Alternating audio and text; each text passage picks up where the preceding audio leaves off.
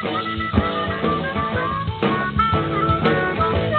is IAQ Radio, Indoor Air Quality Radio, the voice of the indoor air quality industry, with your hosts, Radio Joe Hughes and the Z-Man, Cliff Zlotnick. And now, Radio Joe Hughes. Good day wherever you're listening from, and welcome. It's episode 479 of IAQ Radio, and it's Friday, September 29th, 2017. We are live, and this week we welcome back the restoration lawyer, Ed Cross, and the restoration industry's global watchdog, Pete Consigli. We'll also have some reports that I've picked up from some of the areas that have been hard hit by the hurricanes. But before we get started, let's thank our marquee sponsors.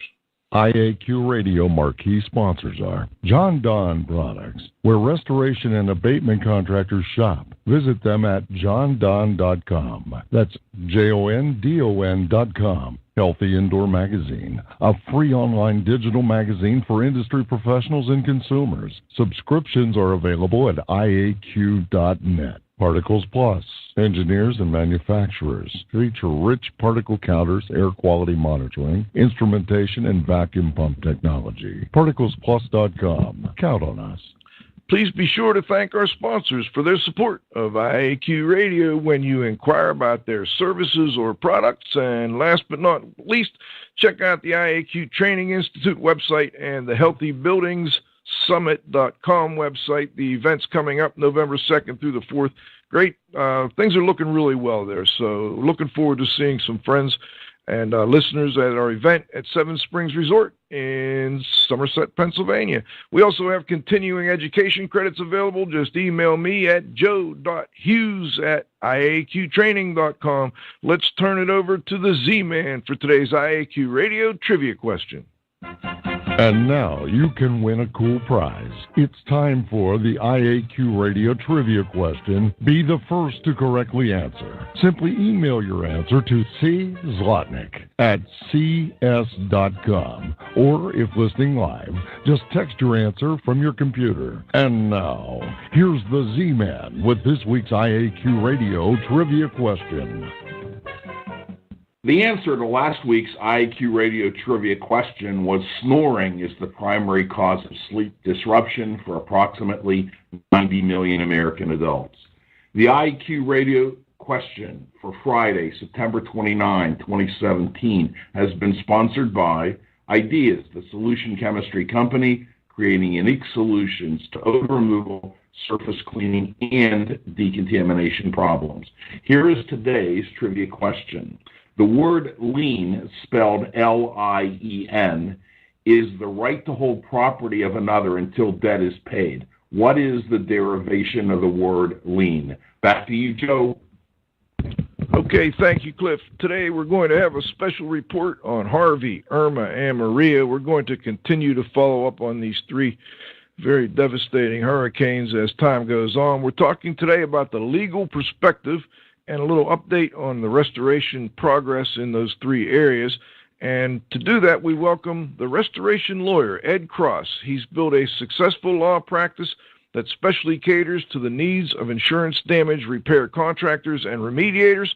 Mr. Cross has a bachelor's degree in speech communication with an emphasis on public speaking from California State University at Northridge. And his Juris Doctor is from the Western State University in Fullerton, California. He's also well known for his risk management advice, cleaning and restoration contracts, and related forms available for free and for purchase on his website. These are simple one-page forms in plain English that can protect payment rights and deter lawsuits. And he's also recently added some that are more specific to Texas and Florida. We'll talk about that as time goes on and as we discuss the legal issues surrounding these devastating hurricanes. Cliff, if you could do Pete's. I will, thank you. Pete Consigli, CRWLS, is known as the restoration industry's global watchdog. He's been a longtime friend of mine and the IAQ radio show. Pete Consigli has been a member of the restoration industry since 1977. In 2008, Pete was the recipient of the Martin L. King Award and in 2012 was made an honorary member of RIA, the second member, actually. Morty was first. He served the association the past several years in the dual role of RIA Education Director and Industry Advisor. Pete presently serves as an advisor with RIA's Education and Certification Committees and staff. He is the Water Loss Specialist Prep Course Facilitator and Program Advisor. Pete also advises the RIA Board of Directors and the Association Management Team on matters impacting the restoration industry and RIA's mission. Thanks for joining us, Pete. All right. Well, let's get started. Pete, let's jump right into it. You are in the, you're in the zone, one of the zones anyway, that was hit. Irma hit not too far from your location there, although I understand you were spared. We would appreciate if you could give listeners a little update on how recovery is going in Florida. I don't know if you've had a chance to talk to some of the RIA members in Texas. And then most recently, again, we got hit in Puerto Rico and St. Croix again. So, Pete, if you would, give us a little update on how things stand. Yeah. Thanks, Joe. And Cliff, thanks for that great introduction. It's always good to be back on the show again. So, listen, I just a quickie. I was going to call in a couple of weeks ago, but it was too late and I couldn't get online. When I wound up calling in at the end during the roundup. But I live in the Naples, Bonita Springs area, which is really where the heart of the Hurricane Irma hit. So we weathered the storm that evening. It was really something as it just pounded. So the most devastated areas in Florida on the Gulf Coast on the west side, and it starts at Marcos Island, which is right below where Alligator Alley is there, Interstate 75. And then it goes all the way up through Collier, Lee counties, which is the communities of Naples, Bonita Springs, Estero, Fort Myers, Cape Coral, and Lehigh Acres. Those were the hardest hit areas. They were down for a long time. It took at least over a week to start to get some semblance of normal there. Now, there's a significant amount of damage in the Tampa Bay area and Orlando and other parts of the state that don't really kind of get the airplay that the coastal areas get. So I have kind of been commuting back and forth to over the Alligator Alley to the west side, the east side of the state, which is the Atlantic side. They were originally forecast to get the eye, and then the hurricane moved and it hit the other side, so they were kind of spared, and that was actually the same forecast they had for Matthew last year, and then it bypassed and it wound up going up more towards the Carolinas. So the Keys obviously got really pounded bad. I think they're still down. I talked to some members down there who are doing work in the whole Miami and Dade County community, and then there was a lot of wind and rain damage all up through Broward County and the Palm Beach counties, which a lot of heavy residential and commercial areas. But what I noticed when I started commuting back and forth and helping support the members and visit different sites is that the east side of Florida bounced back quicker. It was more back to normal. They didn't have the long gas lines and the flooding and all that. Internet service came back more quickly. Stores opened. The last weekend, and I'll be going back this weekend, heading back home again to commute back and forth there. It's some semblance of kind of coming back, but I noticed there was still some flooding where the water didn't recede. I mean, there were people in kind of the canoes, not as bad as Harvey in Texas, but there was still some low-lying areas where that was happening. Now, after Maria came through and hit a lot of the same areas, and some of that offshoot got some pretty good rains on the east coast of Florida. I've talked to a handful of companies that are going down to Puerto Rico to do work. One in particular, and they sent a news release out that was either in Cleanfax or R&R that was out there, was Interstate. They're a big national company. They're kind of working all over the place. I have two other major players that headed down to Puerto Rico to do hotel drying. There's a lot of mold remediation that started. That's another thing. If some of these communities couldn't get back, they went from just normal water and drying and they're into the mold area. There's a lot of IEPs working down here. The Marcos Island, there's all kinds of homeowners associations that were hit. So it's moved to the point where now, trying to follow the S500 and trying to contractors and some of these associations are requesting to really want somebody to serve with developing protocols, and also any kind of post verification clearances that might be required with drying or mold or whatever the case would be. Of course, the state of Florida has very strict rules that deals with licensing for both mold remediators and assessors. I know that and Texas does too, as does Louisiana. I remember after Harvey, Texas did suspend their licensing rules. I don't know if that was temporary, if it's still in effect, but to my knowledge, Florida never did that. We suspended the tolls on our highways for a while. I think the tolls are back in service now. That was about it. So, there's a lot happening. I've been out in the field. I've visited with many of the members. The rental supply companies like Sunbelt are prominent down here. One of your marquee sponsors, the John Don Boys, and they have people on the ground helping support their customers and support the effort. I know that they did that last year after Matthew also, and I'm sure there probably some of the other vendors and suppliers are, but those are the guys that I've seen out there. Can't see everybody. So anyway, that's kind of where things are at. Restoration is underway, and I think there'll be quite a bit of it going on for quite a while as people are still trying to figure out coverages and just kind of get some sense of normal. And I guess the final comment is they're still keeping an eye on the Atlantic. The hurricane season is not over. There's more activity out there. It really goes through November 1st, so we have at least another solid month of that. And it's really tough. So anyway, turn it back to you. Have you gotten any feedback? I mean, Harvey was here. We had a whole bunch of, focus on Harvey. Then Irma hit, and that kind of took some of that focus away, and then Maria hit, and then, there's even less. What are you hearing about in Texas? I mean, and Ed, feel free to chime in here if you're talking to any of your contacts in the Texas area. How's it coming along there? Well, okay, so what I've been hearing in Texas is I think initially when Irma started hitting, some of the companies started to kind of move to position and stage themselves for the response to Irma. I mean, look, working in Texas and working in Louisiana is a little bit different than working in Florida and working in the mid-Atlantic states. For one thing, I think after Harvey, there tended to be potentially less insurance coverages, and there were more issues dealing with all of that. A lot of the contractors, they really look for the commercial work. I don't know how much of that existed in Texas. I have a feeling that most of that work, the contacts I've talked to were from the larger companies that already had agreements. They were already staged and in place to deal with that. I mean, there's dry and gypsies from all over the country that have descended in this region. Some of them were in Texas, then they moved to Florida.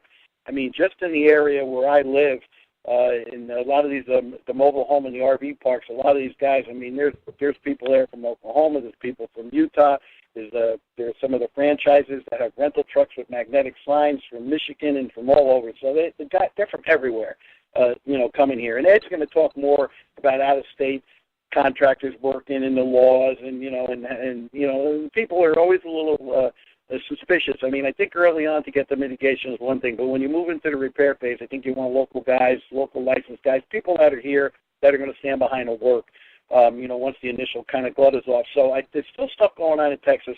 Some of the major guys I've talked to said they're getting spread thin, but they got stuff there, they got stuff in Florida, and so they're kind of operating both. And, it's the new thing always kind of supplants the old thing. So if Maria wound up impacting and hitting the mainland, then we'd be talking about that and we'd be forgetting about Irma. That's just kind of the way it goes. So there's still stuff happening, and, I think these things are going to be going on for a long time. I think similar to Katrina and Sandy, it'll be several years, and I think the total cost is going to far exceed those storms. So we'll see. I spoke to, we had a guest 2 weeks back, Addison Christian, who's in St. Croix, and this was after Irma. And Irma missed St. Croix. I mean, they got the winds and some flooding, but it wasn't too bad. St. Thomas got hammered, U.S. Virgin Islands, these are.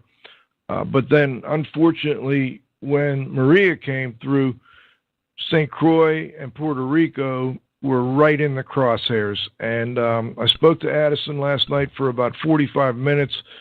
They do not have electric on most of the island back up yet. The capital, Christiansted, does have some electric backup because a lot of theirs was moved underground a few years back. his side of the island. Frederickstead does not have much electric backup yet. They're primarily working off of generators. And I'll be honest, I've never heard Addison quite that. He was a little shook up. It was pretty bad. He said that it was just the worst he's ever been through, and he's been through a lot. He's been living in St. Croix all of his life. And it's going to be a really tough recovery. And right now they're just trying. It's not as bad as Puerto Rico, but it is bad. They have a lot of issues, and the biggest one is getting the electric back up. This is a week later now, maybe 8 days now. So they do not have electric. The hospitals and the government buildings are trying to run on backup generators. They do have gas and fuel for the generators, but very tough time right now for our U.S. Virgin Islands friends and, of course, Puerto Rico. Let's get Ed Cross in here first. Joe, hey, look, one final thing on that. You know, my cousin has had a place in Puerto Rico for many years, and she was really nervous about that dam that was going to break. I hadn't heard anything on that. I think that was okay, but, boy, that was life-threatening if the dam broke, and I don't know what's going on there. But, I mean, Puerto Rico, it seems that there's more support going there. We're not hearing anything on the Virgin Islands, but there are people responding to Puerto Rico to do work there. So. But the problem, as I've seen, has been getting, you know, they've got containers full of supplies sitting in the dock, but they can't get them from the dock to the people. And I'm not sure why that's happening, but I'm sure a lot of it has to do with the roads not being passable. And that's going to be a tough situation. A lot of people are just leaving the island, unfortunately, and they're doing their best to get out of there. But, you know, a lot of people don't have those means to get off the island. So Puerto Rico, we're going to continue to follow up on that, and St. Croix, and, of course, all the other areas that have been hit. Let's get the restoration lawyer in here. Ed, first, before we get into some specifics on legal issues, do you have anything you'd like to add with respect to what you're hearing from your clients in the areas that have been hit?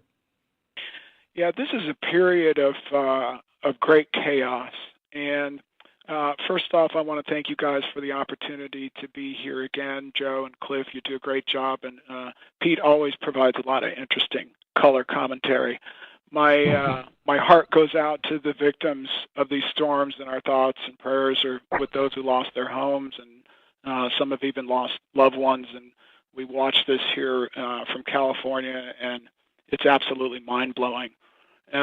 This is a period of adjustment and adaptation for these contractors, and we'll have a chance today, and I appreciate the forum here to talk about some of the different legal requirements and the issues these guys are facing, and my hope is that they can complete these jobs smoothly and get paid and minimize their liability. Ed, well, let's talk about that a little bit. With respect to contract law, has it kind of remained largely unchanged so that contracts that work in one state can be used in others? How does that work from the legal perspective? Well, the basics of contract law have remained largely unchanged, except that each state has a set of specific requirements that apply to projects that happen in those particular jurisdictions. For example, many of them require specific terms to be included directly out of a statute verbatim to quote, for example, the notice of the right to cancel if the state has one, and to talk about things such as the mechanics lien law rights that a contractor has. And so a contract that works in one state cannot be used in another state, and if somebody is using a contract designed for one state in a different state, they need to have a local lawyer review that. I see. And you've got state-specific forms on the restorationlawyer.com, but would you still recommend that they have a local guy review that as well? Well, we have specific packages on there for California, Texas, and Florida. if somebody is operating in a state other than the three of those, we recommend starting with the California package because it's the most comprehensive of all of them, because we've got a lot of issues here that don't exist in other states. But if you're using it outside of California, that needs to be reviewed by a local lawyer to insert whatever provisions are necessary to comply with the law of that state.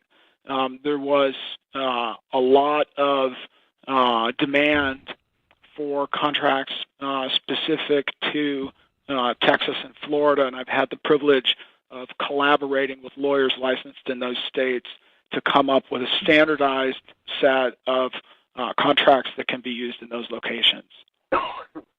Great. Okay. Cliff, let me turn it over to you. Thanks, Joe.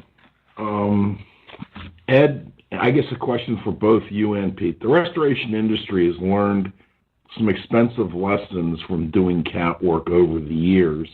Can you recount some of the lessons that you've either learned or your clients or people that you know have learned? Well, I think there's a number of things. Number one, financing. A lot of these guys are not prepared to go into these areas and understand how to deal with logistics and financing just to be able to offer their service.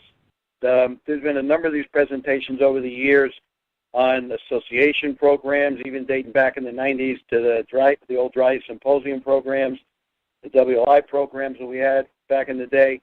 And that's number one. Number two is understanding the culture and the nature of the communities that you're going into. A lot of these are, hit fairly often, particularly in these coastal areas. And if for instance, guys from the north coming down to work in the south, it's kind of like oil and water sometimes, that mixes. And even people coming from the west coast going into the southwest and all of that. So I think those kind of things, those are kind of the soft parts of it. The money, the finance, logistics, the hard. But if you don't know how to deal with the people and understand that. The other thing is knowing how to deal with these cat adjusters. How to, they sometimes come in, you make a deal with them, but then they're gone. And then later on what happens is you hear from another adjuster, someone else, and then they say, well, no, that was a bad interpretation, or we didn't agree to that, or, whatever. Guys who get hung up on this and got their bills cut and haven't been paid, there's a number of that where everybody kind of keeps passing the buck. Ed will talk more about it. You have to identify who the customer is, who's guaranteeing your money, who ultimately has the final decision. Those are the guys you're going to have your primary duty to. But, you're going to have many other people that you have to work with. Understanding how to strategically partner with people. If you're not from an area, and particularly if you're not licensed there, working with local guys that are licensed, that whether you're in a prime contract situation or however, you work out the joint ventures or whatnot, these are big issues that guys have been burned on a number of times. This is a reason why belonging to associations and participating in some kind of networking group where you get to know people, you understand their businesses, you can make deals that you can live with that are fair. You have to decide ahead of time that you want to do this work and make those deals. You don't wait till all of a sudden the calls come in and you're on site and then figure out, well, how are we going to do this and where are we going to find the guys and how do we feed them, how do we house them, how do we establish credit to get our materials. Outfits like Sunbelt and John Down and all the big suppliers, they all tell the potential clients ahead of time, do the credit check, give us all the information, be signed up with us, be on the list so that when stuff happens and, and everything hits the fan, the proverbial, hits the fan, then they're in a position to be able to serve you and you can be, higher up on the queue, if you would, when things get all kind of backed up in that regard. So the other thing that I will say to kind of sum this up, and this is a little bit of plug for CNR Magazine and RAA, and Cliff is aware of this because him and Ken Larson, Peter Crosa, and Phil Rosebrook Jr. all were on the editorial advisory committee, and I sent out a large group email to a lot of the major association movers and shakers a while back, and we asked for them to answer specific questions similar to what Cliff just asked about lessons learned and what can they pass on. And the October issue of Cleaning Restoration Magazine is going to have several of our members, high-profile guys. Ed contributed to that from a legal standpoint. There may be some stuff from Harvey and others in there, too. Is in the magazine, and CNR is moving to a new special online hub format in October, which more of that stuff will kind of come out. And they're gonna follow this story. There'll be a follow-up in the November-December issue with additional information that didn't make the first cut from Ed on some of the state-specific stuff and other information that kind of filtered in. So they're kind of running parallel, with what you guys are doing on the show to continue to not let it drop. Ed, what can you add? Yeah, Pete nailed it, and I want to echo the comments that he made. I think a lot of contractors need to think very seriously how they're going to get paid for these jobs, and checking out to see, is there insurance coverage available or not, and if there isn't, do you have a really solid collectible customer who can afford to pay the bill? For your typical smaller residential job or smaller commercial or retail job, a lot of times the funds simply aren't there. So naturally, we've got to figure out the logistics, how to get the people in and where they're going to be lodged. And some people go down into these environments without figuring out how they're going to come up with electricity to run their equipment, for example. Where are they going to get the supplies?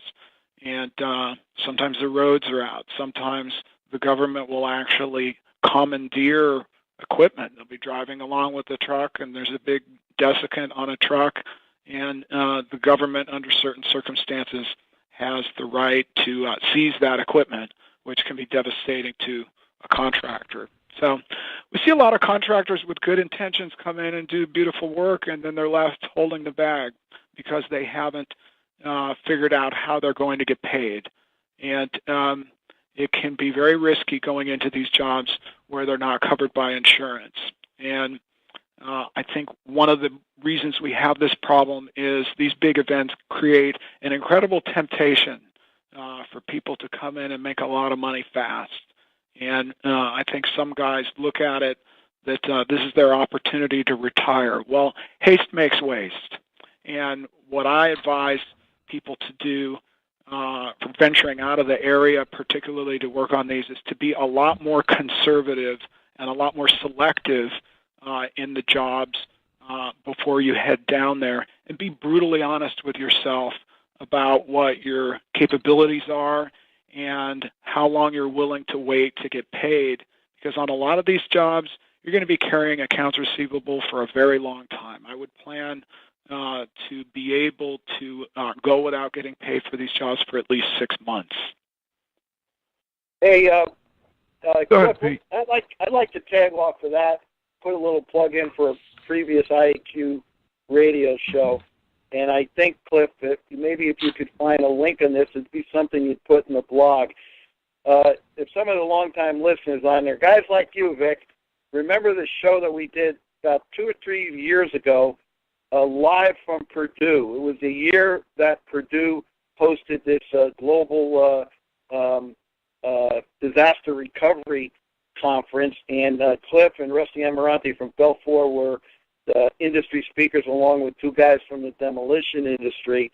And we had a paper published, which is on the Purdue ePubs, their electronic pubs website. It's a 20-page document that was peer-reviewed by Randy Rapp and his counterpart Mark Charette in the demo area, and a couple key industry people. As a matter of fact, Radio Joe and also Larry Holder from Belfour. And it's 20 pages of questions and answers of on a global nature of all the issues and things surrounding health and safety response in dealing with these global disasters. I think it'd be a tremendous reference document. I still get reports from them and that thing being downloaded globally. But specifically to the comment that Ed made, this was addressed in there, and it's been on REA programs, and several of our large members have had this, where the government comes in under the tenet of eminent domain, and if they see something they need, this comes through the Homeland Security.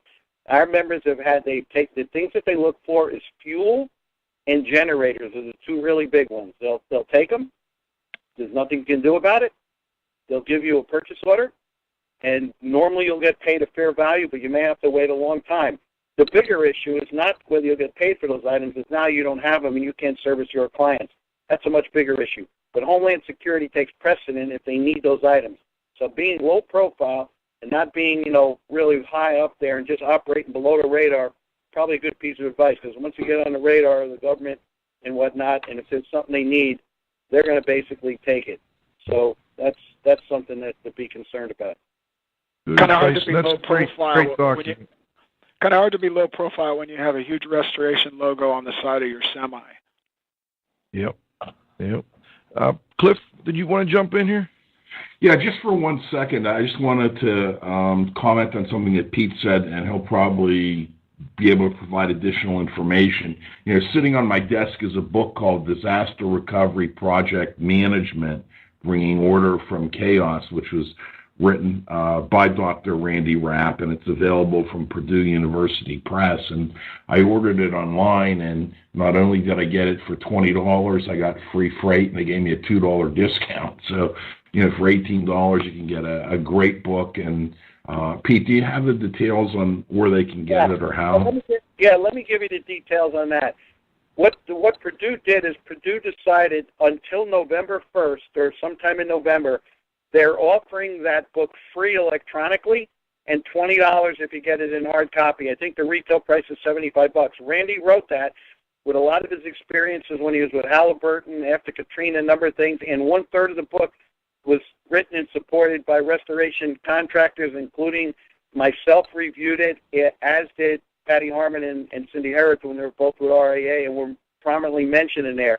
He uses that book to as part of educational tool for his students that go through the disaster management program. So CleanFacts sent a news release out on that. I think R&R did. Randy, I passed that on. CNR Update did. So it's out there all over the place. So I would think that any of the listeners who get CNR Update, CleanFacts, R&R, any of those, the news releases are out on it. I don't have a specific link or anything, Cliff, but maybe that's something we can research and we can put in a blog for next week. But I think that if you go to the website, you should be able to get. It's in the articles. The last 2 weeks on my show announcement, if anybody looks, it's the first article. I put a list of articles together every week, and we've had that running the last 2 weeks as the top article available. So the link is there, guys. Go ahead and grab it. Let's take a little break here. We're going to thank our sponsors. We're going to come back. We're going to get into a lot more detail. I want to get a little detail just to give you guys a heads up on this, the difference between the CAT adjusters and the regular adjusters, and I'd like to get Ed's thoughts on how we avoid the problem that Pete mentioned, where a CAT adjuster comes in and says one thing, and then maybe the company adjuster or the people working at the company say something else. So think about that for a moment, Ed, and we'll be back in 60 seconds. IAQ Radio would like to thank our association sponsors. The Indoor Air Quality Association, a nonprofit multidisciplinary organization dedicated to promoting the exchange of indoor environmental information through education and research. Visit them at iaqa.org. Gray Wolf Sensing Solutions, who use advanced sensor software technology and embedded computers to provide superior environmental test instrumentation. Visit them, wolfsense.com. IAQ marquee sponsors are John Don Products, where restoration and abatement contractors shop. Visit them at johndon.com. That's JONDON.com.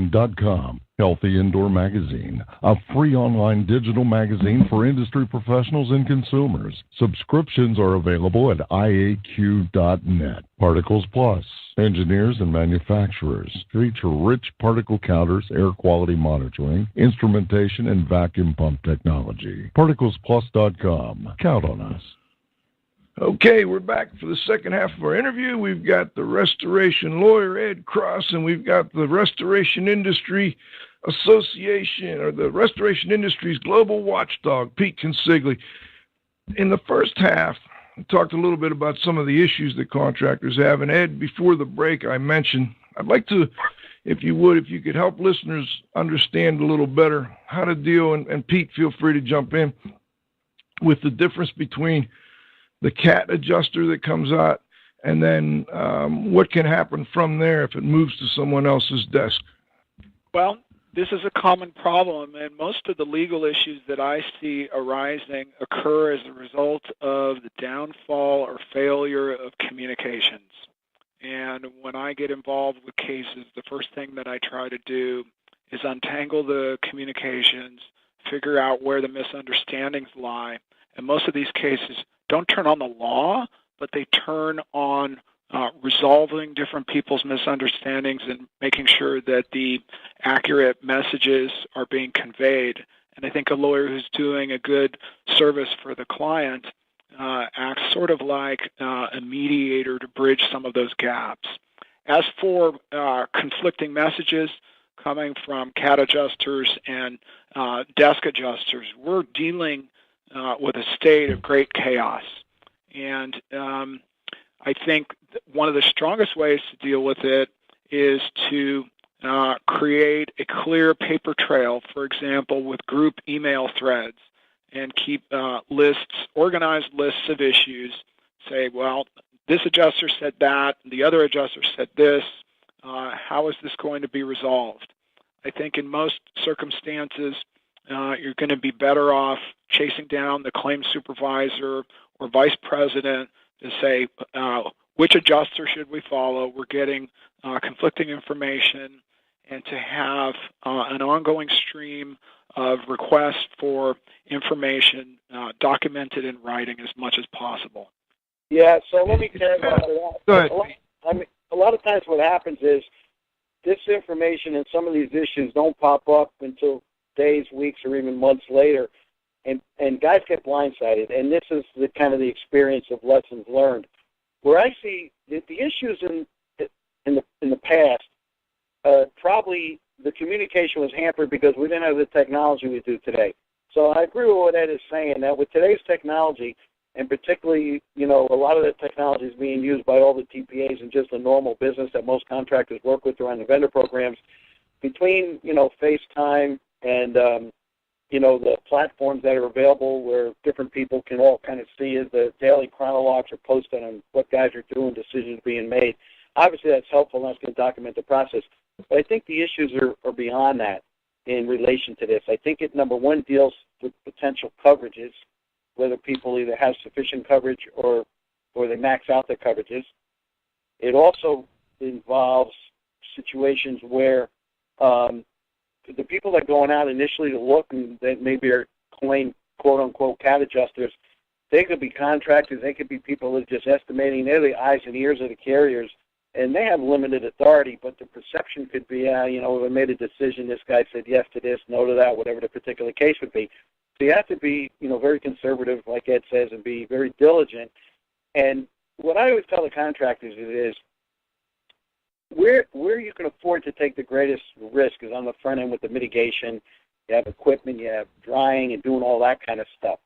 Where you can't afford to, and where you need to be real clear, is when if the contractors are getting into more significant remediation, they're logging a lot of labor, and/or they're starting to put places back together where they have to outlay money to finance the job because they're buying materials. And then you get involved in the lien laws and how to protect yourself and all, which is Ed's bailiwick. That's the area where by that time, if you haven't figured out what's going on, then you're just taking huge risks. There's a good chance that you're either not going to get paid, they're going to want to cut the bill, or they're going to use this communication thing to, and guys are going to be tripping over each other, and possibly everything, the contractor was perfectly right and we're all great intentions, but there were too many people involved, and then they can't find the original CAD adjuster, or he's not with us anymore, he lives in another state, and that's how it works. And these are the lessons learned if you're going to go into these areas and do this kind of work. Ed, I just want to make sure if you had anything else on that topic. I mean, Pete mentioned lien laws. You've got the, some specific contracts for Texas and Florida. Are these lien laws, they're different state by state as I understand it. Any comment or any suggestions you can give our contractors on dealing with that type of issue? Yes, lien laws are very, very technical. And this is not something that people should venture into unless they're very well versed in that particular area and the rules change. just because mechanics liens you filed last year complied with the law then doesn't necessarily mean they comply with the law now. If the technical requirements are not followed, and the rules for lien laws are interpreted much more strictly than laws we see regarding other subjects, primarily because it affects somebody's property rights. And because of that, if a lien is improperly recorded or there's a technical defect with them, and technical defects are very common with these, it can subject the party who recorded the lien to liability for all sorts of damages, because when there's a cloud on title, it really impairs the owner's ability to do certain things with that property. For example, a refinance.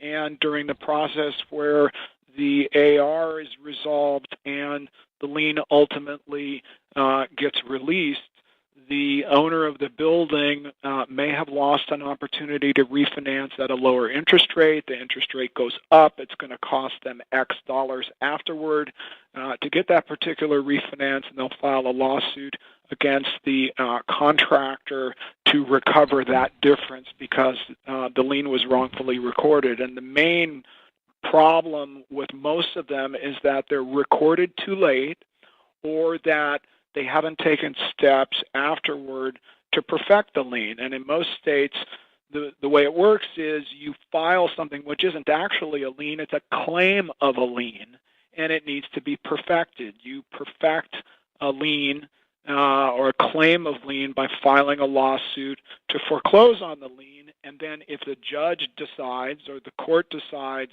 that the lien is valid and the contractor had a right to it, then there is an actual lien on the property and the foreclosure proceedings go forward. So this is something that requires professional help if somebody isn't really up to speed on all the technical requirements. And that sounds expensive, Ed. So how do you recover your costs that you have into recording and, getting the lien properly recorded and then actually getting paid on it? It's not as expensive as you might think. I mean, there are a lot of ways to get liens recorded for a few $100s, depending on where you go. And it's advisable, depending on the law of your jurisdiction, whether it allows it to actually have something into your contract that allows you to recover collection costs and any associated expenses that come along with trying to chase down that money. Because in most states, you don't have a right to recover collection costs or attorney's fees unless there's actually a written agreement that the customer has consented to making those payments. That's called the American rule, which means that each party bears their own attorney's fees when there's a legal dispute. And the way you get around that is with a contract provision that allows for recovery of attorney's fees and costs, including mechanics liens. Hey, Joe. It all goes back to solid contracts from the start. Pete? Right. Yeah, so let me weigh in on that, your question, Ted, from a contractor's perspective. I think the cost that's involved in filing the liens, making sure the liens are there, and filed properly, and protecting the contractor's rights, and also complying with the law of whatever obligation they have to the homeowner and the other material suppliers, that's the cost of doing business. I'm not so sure that that's a recoverable cost. That's what what's supposed to be part of that 20% overhead and profit that goes on the bottom of the bill. That's included as part of the estimating and the kind of the project management. I don't think you'll ever see that as a line item anywhere. That's just kind of part of what contractors need to do to protect their interest. It's kind of difficult to tell the customer, well, we want to charge you to help protect our interest. So no insurance adjuster, don't ever put that as a line item, and I don't think a homeowner either. And plus the fact is, where the guys do this stuff in cat work, they're doing this on multi-million-dollar projects to really protect their interest, and a little bit of time that's involved in that, even if it's a few $1,000s at the end of the day, is kind of a drop in the bucket on it all. Yeah, I'm not talking about putting it in as an item on an invoice. I'm talking about it being a recoverable expense in the event that the customer breaches the contract. And Pete raises a good point. I mean, some people record mechanics liens too fast, and they'll actually put it into an invoice, and that's not at all what I was talking about. Talking about a situation where there's a dispute and there's a conflict and they're stringing you along and you're forced to escalate it and you're incurring extra expenses because the customer has not honored their contractual obligations. Yeah, and I understood. But the heart of Joe's question initially was, boy, that sounds expensive. How does the guy get the cost back?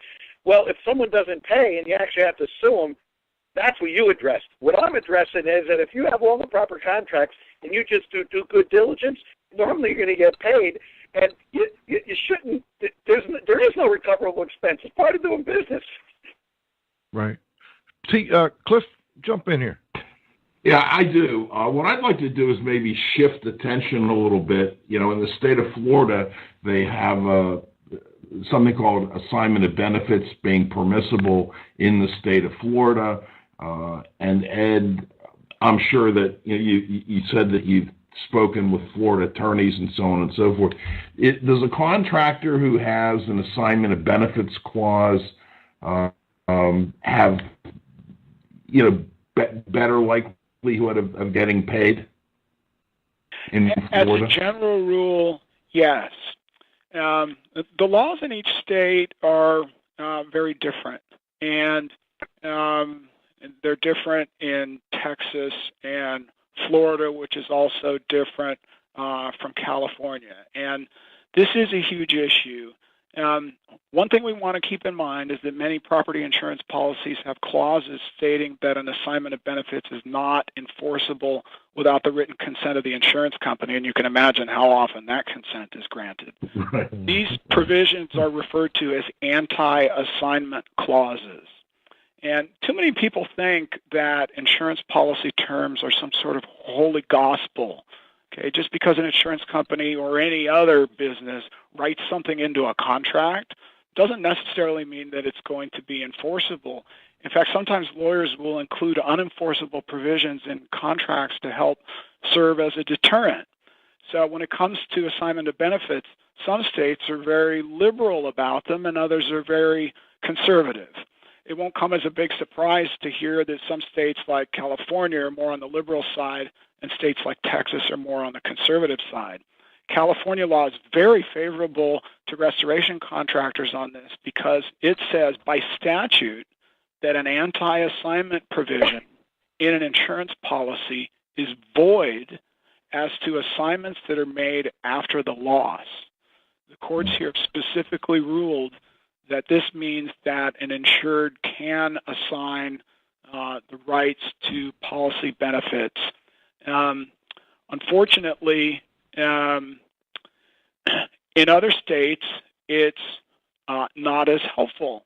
In Texas, for example, Texas does enforce anti-assignment provisions.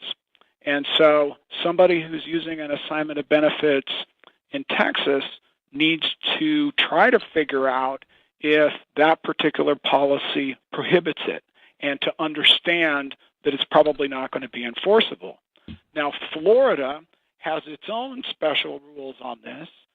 It does honor and respect assignment of benefits, and it also includes the attorney fee shifting rule that allows for recovery of attorney's fees when the assignment of benefits is being prosecuted. One other note, just very quickly while we're talking about assignments of benefits, a lot of contractors think that they have an assignment of benefits when instead what they actually have is only a direction of pay.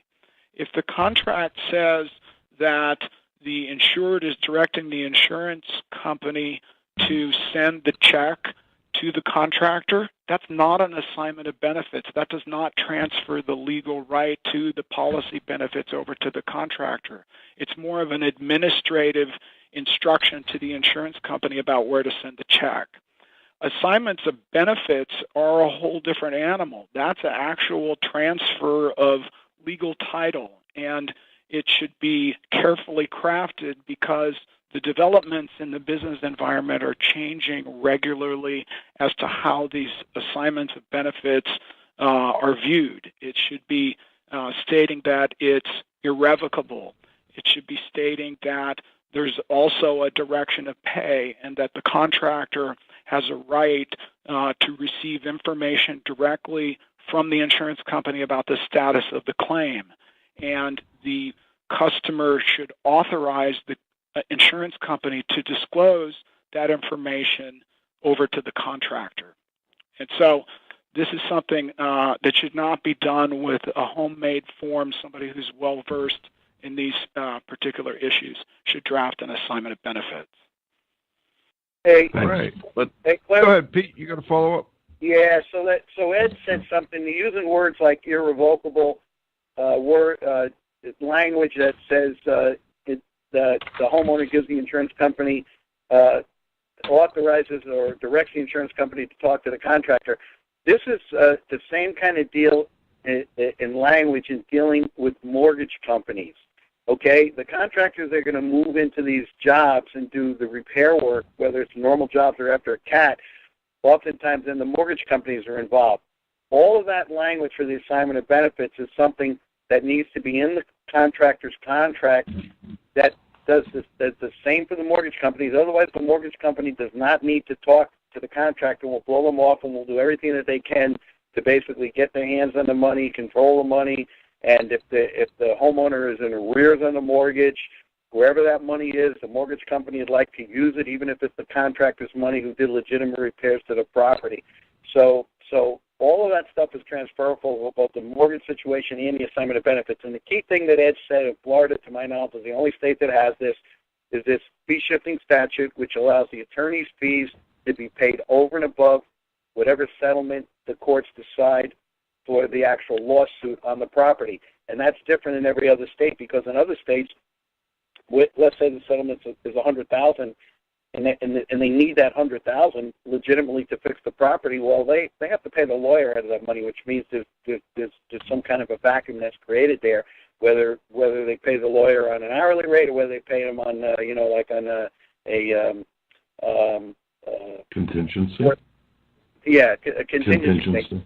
Right, where in Florida, they'll get the whole 100, and whatever the legal bill is, whether it's 10 grand, 50 grand, or whatever the particular case would be, the lawyers get paid that also. This is the reason why the fee-shifting statute is actually more authoritative and more important in Florida than the actual assignment, because it allows the lawyers to take these cases, and the insurance companies tend to settle if they realize that that's going to be the route to go versus them having to get into this whole legal battle, and then they may have to pay more. So I know many other states, many practicing attorneys wish they had a fee-shifting statute too, but I don't think they'll get any support from the insurance lobby on that one. All right. We're going to go to the roundup here, gents. Move 'em on, hit 'em up, hit 'em up, move 'em on, hit 'em up, rawhide. Cut 'em out, ride 'em in, let 'em out, cut 'em out, ride 'em in, rawhide. All right, let's round it up here. What I'd like to do is throw out a question to, I want to start with Pete. A couple shows back we heard that there were services and supplies needed in the hurricane zones, and that, there was a shortage of equipment. And actually, I heard that again. I was in Florida earlier this week, and one of the suppliers told me that, even the rental companies were out of equipment. Things were really tough. And I'm wondering, what are you seeing, Pete? Is there a shortage of equipment, a shortage of people? What do they need in these areas that listeners who do this type of work might want to consider supplying? Yeah. Well, let me start off by saying this. There's probably always a shortage of equipment when you get, the 100-year storm, the 500-year storm, whatever. It seems like, oh, God, nothing could ever be worse than this. And then a few years later, it tops it. So the industry continually kind of builds and grows, and the inventory of stuff is there as we've, from the late 80s up until now, over the last 35, 40 years, as the industry's grown and matured from this. But let me tell you what there is an over surplus of, and that's greed. And Ed kind of alluded a little bit to this, some of his comments, although not directly. The reason that a lot of this equipment doesn't get placed and doesn't get out into the field is that many of the contractors who either have the key contacts with their national accounts or are controlling the situation, everyone has to figure out how are they going to get their little piece of the pie, and everybody always wants the high-margin stuff, and that always tends to be in the equipment area. So a lot of these contractors have a bunch of equipment, but are not too savvy in how to deal with this. They kind of go gallivanting, and they go into these areas, and they think, well, there'll be people, I'll be able to work with them to rent my equipment. And if they haven't pre-negotiated this and don't know the people they're dealing with, they're probably going to get burned, or they're going to be put off and not even realize it, and there won't be any, and nobody will rent their stuff. I also think that the suppliers and the manufacturers, they can't make the stuff fast enough. There's always a pecking order in a queue. Who's got the money? Where's the money coming from? Who has credit? Who doesn't have credit? I mean, all those issues have to be taken into account. And this is the kind of stuff that nobody talks about. You know, nobody wants to openly talk about that stuff. And the fact is that a lot of guys tend to just be greedy. And this lends to a lot of the issues out there. You know, one of the things that Chuck Viola, the president of RAA, did after Harvey hit, and we knew Irma was on its way, he sent an email to the membership, thanking them for the work that they were going to do, and encouraging them, wishing them good luck, et cetera, et cetera, et cetera. And then one of the things that he kind of put in the little e-blast, he said, and please remember to, and these are not the exact words, but the intent of what Chuck was trying to say was, is please remember, the code of ethics that you subscribe to, and be out there, maintain a high bar, treat people fairly, and don't just throw the code out that we would do day to day just because people are in these situations where, they don't have any choice, and there's not enough providers to go around for all the service that's needed. And I think the guys that maintain that and keep that in mind are in there for the long haul, will be appreciated, and their businesses will grow, and they'll develop client bases. The ones that don't, they come and go, they're short-timers, and there's always going to be guys like that out there. So is there enough equipment to go around? I don't know. I think it's hard to answer the question, Joe. I mean, in some cases, everyone says, hey, we can't get any more equipment and we need it. And others, you have guys like you're saying, Joe, who say, hey, we have equipment for rent, we have equipment for sale, and supposedly everybody needs it, but how come no one's contacting us? And, it's not an easy question to answer. Okay. And Ed, Pete alluded to some of the, there are scams, there are unscrupulous contractors, let's face it. Ed, how can homeowners and business owners best protect themselves from these unscrupulous contractors out trying to make a quick buck after a storm? Well, there are consumer protection websites that each state has, and they publish a lot of very detailed, helpful guidance material for consumers to help protect their rights against contractors. Florida, for example, has a website that says if Florida residents lose money because they don't understand contracts when they enter into them, or what to do when the contractor breaches the agreement. It says that in many of these cases, the advice of a lawyer would have prevented the loss. The state suggests that before someone enter into an agreement requiring some sort of payment on a restoration or other kind of contract, that not only should a lawyer review the agreement, but the agreement should detail the obligations and never sign anything that they're not able to read and understand. And I think they should insist on a fixed price contract as opposed to an open-ended time and materials deal. I think they should insist on a list of the subcontractors that are going to be working on the project, and insist that that get updated before anybody comes on site. Determine who they are, who they're working for. Is that person on the subcontractor list? If their identity hasn't been fully disclosed, they should not be permitted onto the site. The owners should try as much as possible to pay subcontractors and material suppliers directly, because if they pay a general contractor but the general doesn't pay the sub can record a mechanics lien, and the owner may end up having to pay twice. And lastly, never issue any payment to anyone, not even a progress payment, without getting a lien release to go along with it.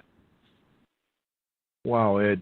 I'm so glad I asked that question because you answered it beautifully, and I did not expect a few of those answers, so very well done.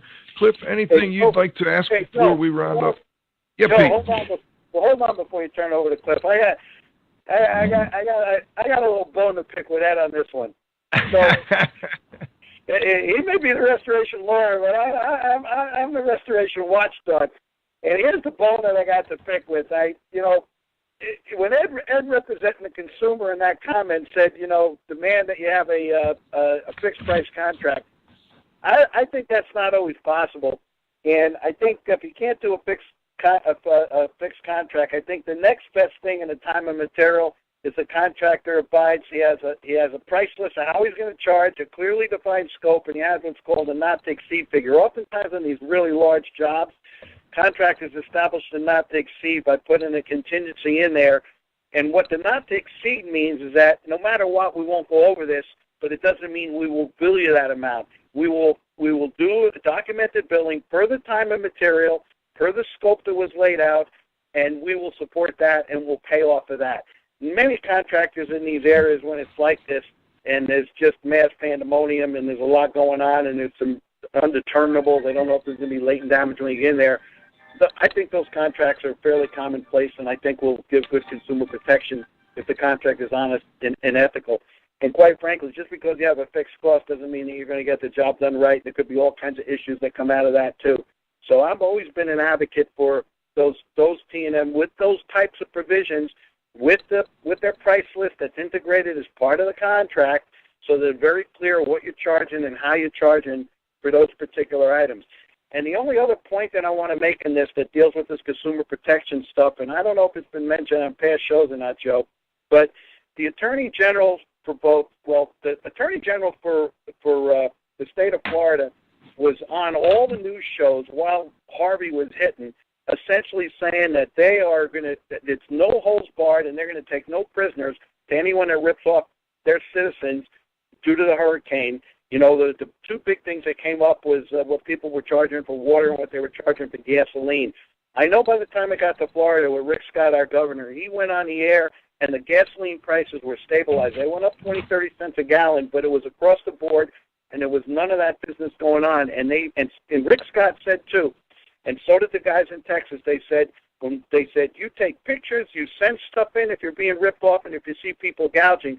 And they said they may not have time to follow up while they're right, in the month and the weeks, right after, where they're trying to get their citizens in their states back in order. But they said at some point, those Attorney General's offices are going to follow up, and the people that are out there doing that kind of stuff are going to be held to account in that. So we'll see what happens, but I think over the years there's been too much of that going on, and I think the governments and the communities learn from this, and with the technology age we live in, boy, everything that you do is going to be recorded, a picture, it's going to be on social media, it's going to be somewhere. So I think people are a little cautious with that. I haven't seen any of that in my travels in Florida, where that's been going on. I'm not saying it isn't. I'm just saying I haven't seen it. That's Can I good jump to in hear. with a quick comment there? Go ahead, Ed. Time and materials contracts are illegal for residential work in many states across the country. Even when they're not illegal, it's a very good business practice to get into to have a fixed price, even on emergency service, even if you don't know exactly what it's going to cost. In the states where time and materials contracts are prohibited for residential work, such as here in California, I advise my clients to figure out roughly how many days it's going to take to dry and to plug in a price for that and to tell the customer, I'm legally required to give you this price, but the price may change. We may have to revisit this. I'm going to come back and monitor the project. It may dry faster than I'm thinking it would. It may take longer. We're going to have to execute a change order if it comes out later, but this is my best estimate based on my initial visual observation as to what it's going to cost, and we understand that it's subject to change. I've seen a lot of guys get themselves into trouble with not to exceed contracts because changes happen and they do end up exceeding them. And time again, they've sent me these files to collect $200,000 on a contract that says not to exceed $100,000, and they fail to get a price confirmed. Price lists are good on situations where you just absolutely are not going to give a fixed price for it, and it's better to disclose something rather than nothing. But on the most practical level, it's really hard to collect money when the customer hasn't agreed to pay that amount of money, and they go into court and they say, Your Honor, if I had known it was going to cost this much, I never would have hired this company. Hey, Ed, we're talking apples and oranges here, so let me jump in and clarify. I wasn't really talking about the residential stuff and these cat jobs. No, I'm talking about the large commercial stuff, because the large commercial stuff, the owners have clerks of the works, they have ways to document, there's construction management oversight, and there's multiple people involved, and most of those large projects are done in some capacity like that. So I wasn't talking about the standard residential stuff. In theory, I kind of tend to agree with them and all that, and certainly I never would advocate to break the law in a particular state. But you also now added a new piece of information, which you didn't have in the first one, as I chew on the bone a little more. You mentioned change orders. All right, so you gave a fixed price, and oh, wait a second, something just came up, and now we have a change order, which changes the original deal. So even though you gave a fixed price, it still could potentially change. And the only other thing I want to say, any contractor that would have an estimate that's not to exceed 100 and then thinks they're going to get paid 200, I think that guy's out of his mind, and I think he doesn't understand the whole process. But anyway, unless the boys probably want to wrap the show up and didn't figure during the roundup the two of us would be chewing on a bone back and forth. But, brother, I love you. Beautiful. Cliff, thank you, Pete. Jump in here, ask any final questions, or let's just ask the gentleman if there's anything we missed. No, just one final question, Ed. One of the things that you were talking about on protecting the consumer, you said if they were making a progress payment that the lien should be removed. Why? How does the lien get put back in place if it's only a partial payment? No, they're not removing a lien. They haven't recorded a lien yet in most of those circumstances. What I'm talking about is a lien release that relates only to that partial payment. Okay, it's limited to just that. It's a progress payment lien release only, and the contractor reserves all of the rights to record a lien for future amounts that become due. But the best practice, and again, I was answering that question from the perspective of an advocate for a consumer, is to get a lien release for each dollar that goes out incrementally. Okay, thank you. Gentlemen, thank you. It's been, we get down into the weeds a little bit, but that's what you need for people that are dealing with these situations. And we really appreciate both Ed Cross, the restoration lawyer, and Pete Consigli, the restoration industry's global watchdog. Guys, thanks again for joining us. I'm sure we'll be back in touch as we continue the recovery efforts here. This is Radio Joe Hughes saying thanks to this week's guests, and of course, thanks to my co-host, the Z-Man, Cliff Zlotnick. John, you got to have faith at the controls. Most importantly, you, our growing group of loyal listeners, please come back and join us next Friday at noon for the next broadcast of IAQ Radio.